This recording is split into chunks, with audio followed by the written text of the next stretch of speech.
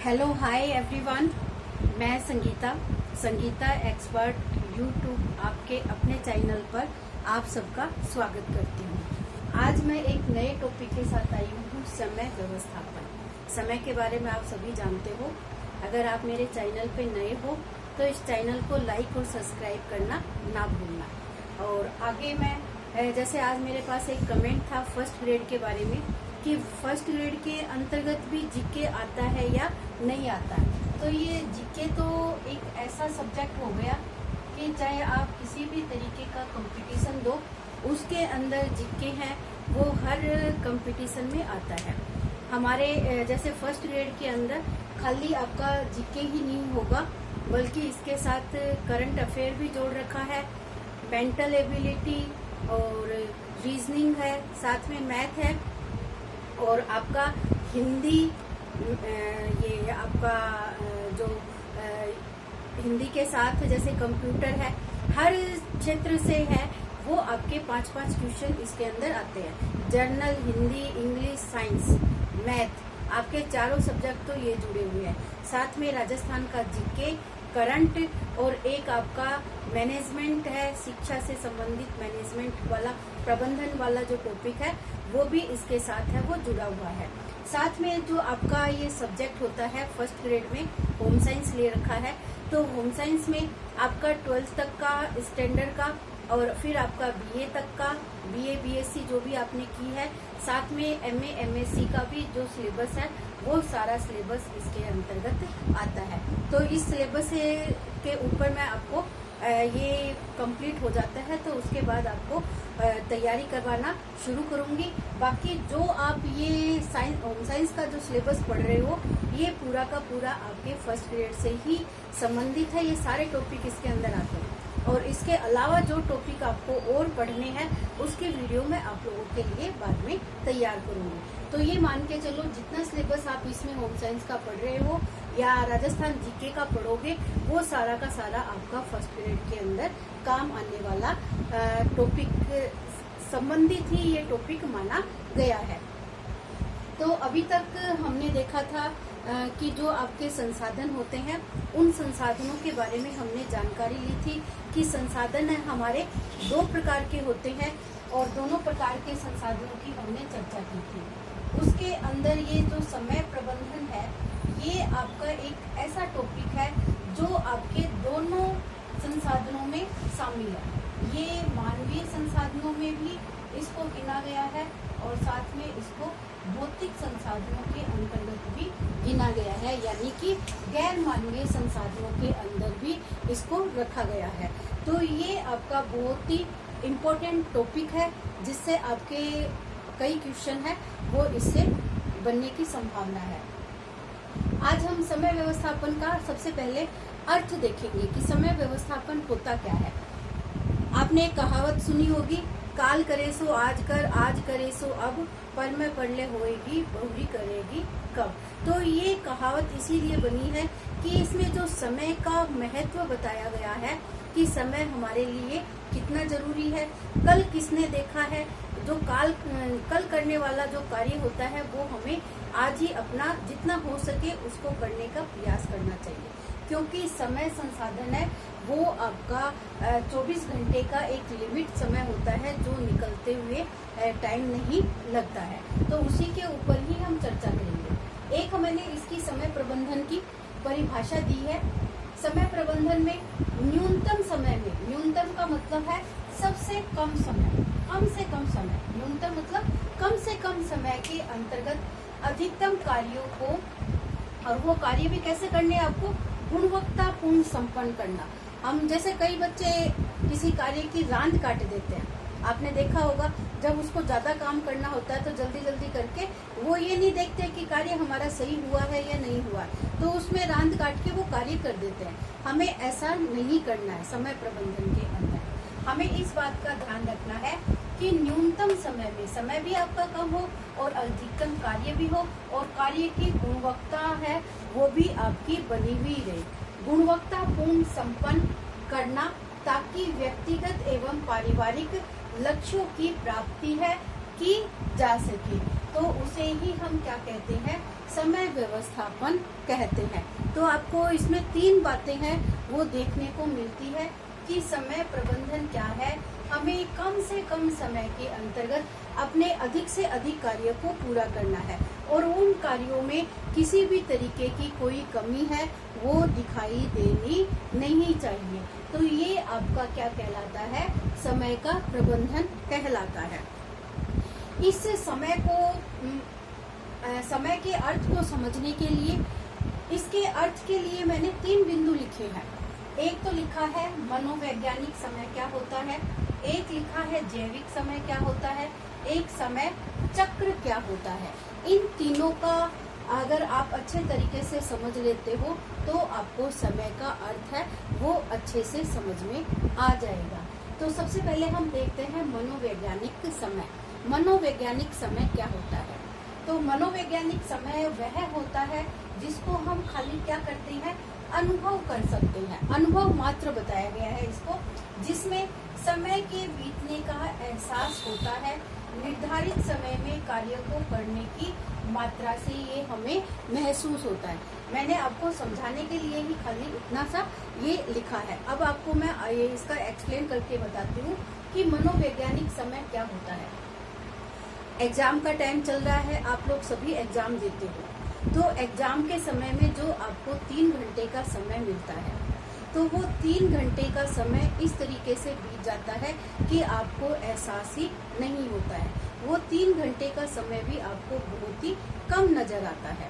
अगर इसी का ही विपरीत हम देखें, अगर कोई व्यक्ति ट्रेन से आ रहा है और उस व्यक्ति का आपको इंतजार करना है कि वो ट्रेन हमारी 10 बजे आती है, तो आपको 1 घंटे का समय अगर उनको वेट करने के लिए कहा जाए तो वो 1 घंटे का समय भी क्या लगता है, आपको एक पहाड़ जैसा लगता है। तो इस चीज में आपको ये मनोवैज्ञानिक समय का एहसास होता है कि समय को एक मनोवैज्ञानिक तथ्य बताया गया है। अगर हम खुश हैं और किसी भी खुशी को एंजॉय करना चाहते हैं तो उसका जो समय है वो बीतने का एहसास हमें होता ही नहीं है। और वही अगर किसी दुखी समय को हमें व्यतीत करना है तो वो समय हमें इतना अधिक लंबा लगता है कि उसको काटना मुश्किल हो जाता है। तो इससे ये मनोवैज्ञानिक समय का हमें एहसास होता है। इसको मनोवैज्ञानिक समय कहा गया है।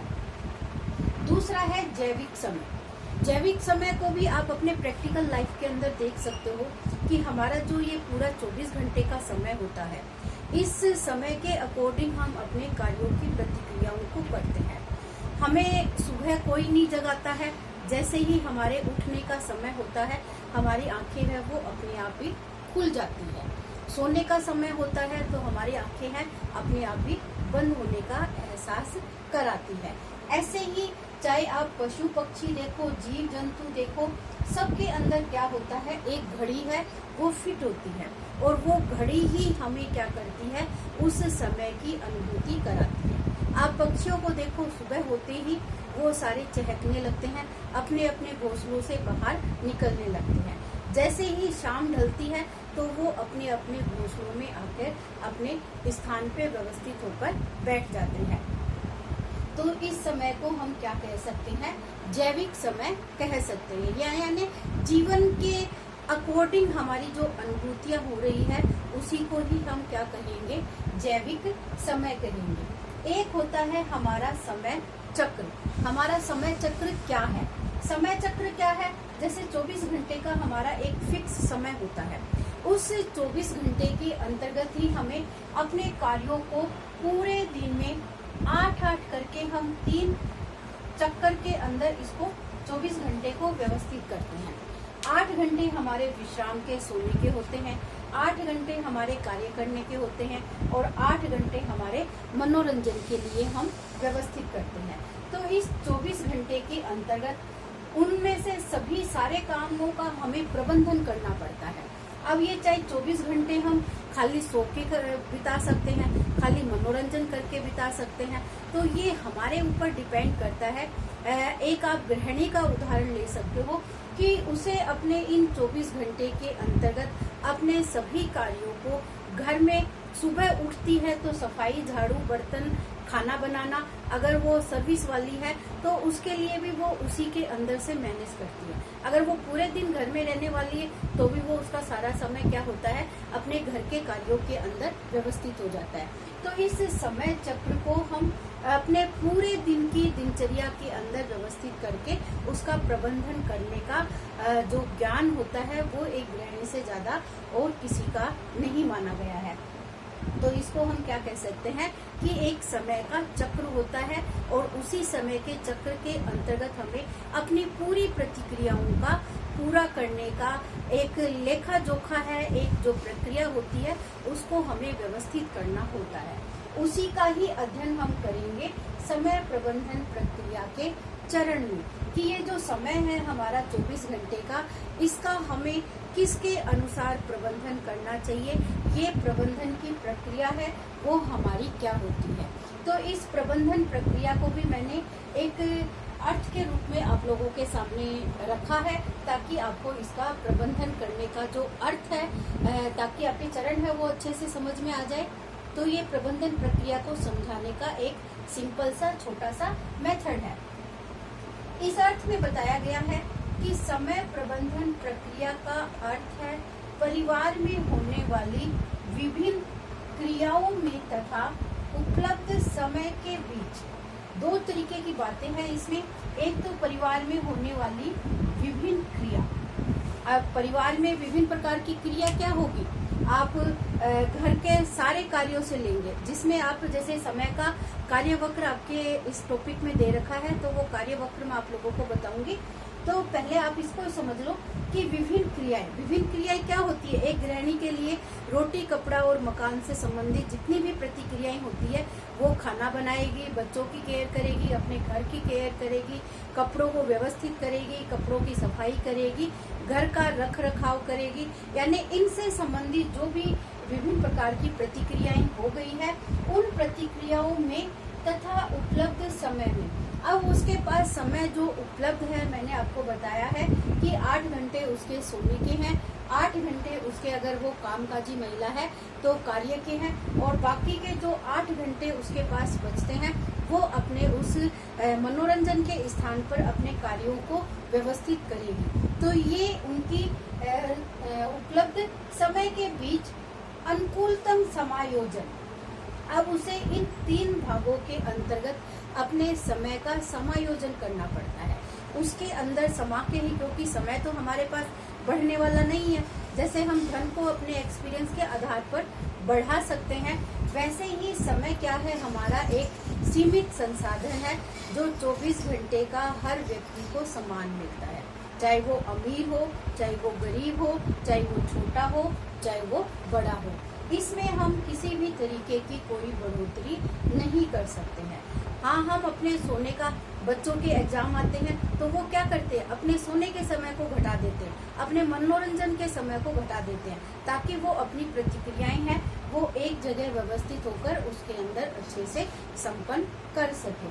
तो ये हमारा समय उपलब्धि के बीच अनुकूलतम समायोजन तथा इनके लिए जो प्रतिक्रियाएं प्रयोग में लाई जाती है वही हमारा क्या है, समय प्रबंधन कहलाता है।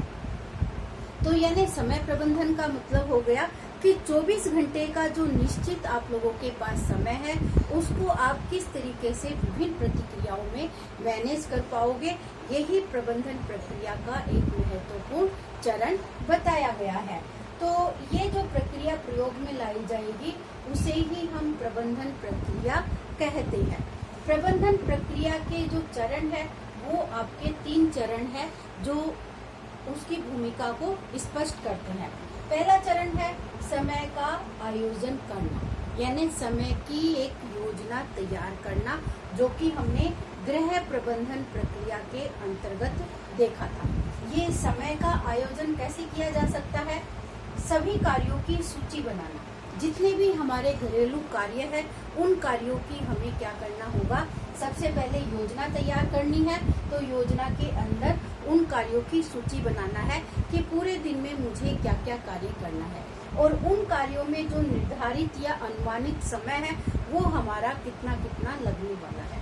जैसे मान लेते हैं कि खाना बनाना है एक गृहिणी को, तो खाना बनाने में वो कितना समय लेगी, कितने लोगों के लिए उसे खाना बनाना है, ये डिसाइड करना होगा। उसके बाद उसको कपड़े धोने हैं, घर की सफाई करनी है, अगर उसको काम पे जाना है तो वो काम का समय भी अपना उसमें से निकालेगी।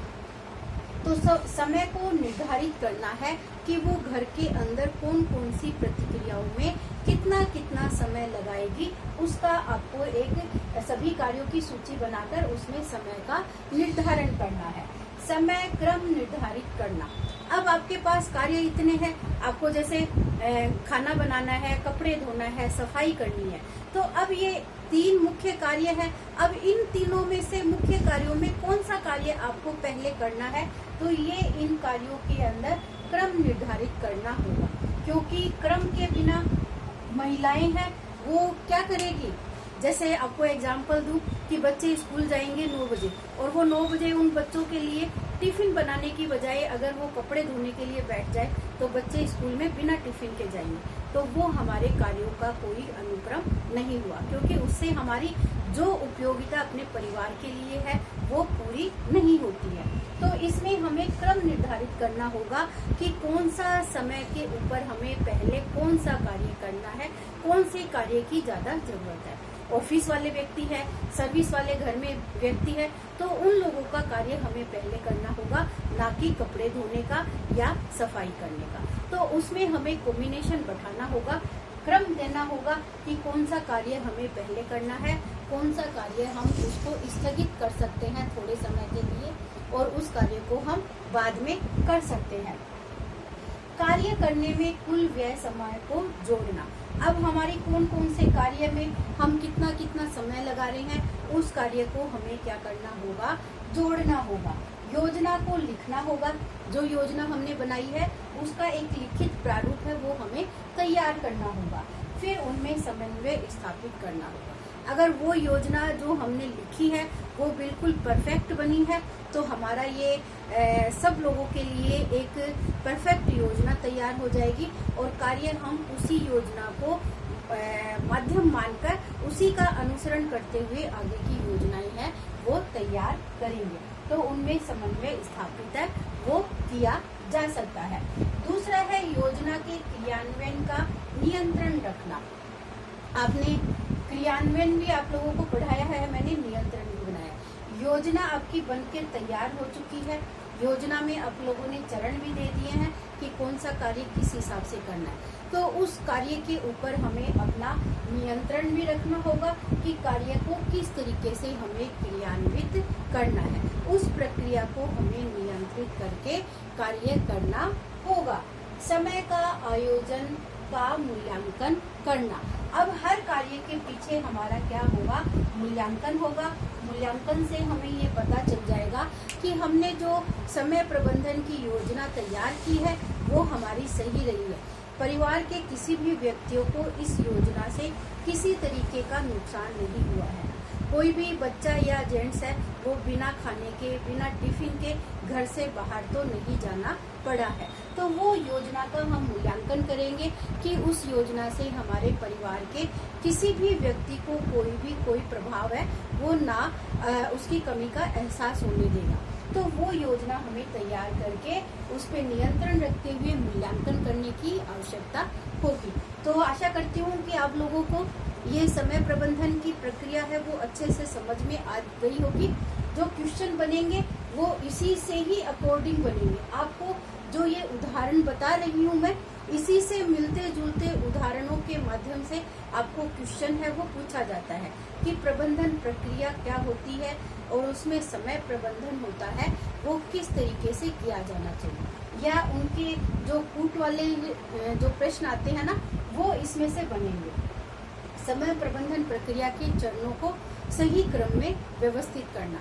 तो ये जो चरण वाले प्रश्न आते हैं उनको आपको सीरियल वाइज याद रखने की आवश्यकता है।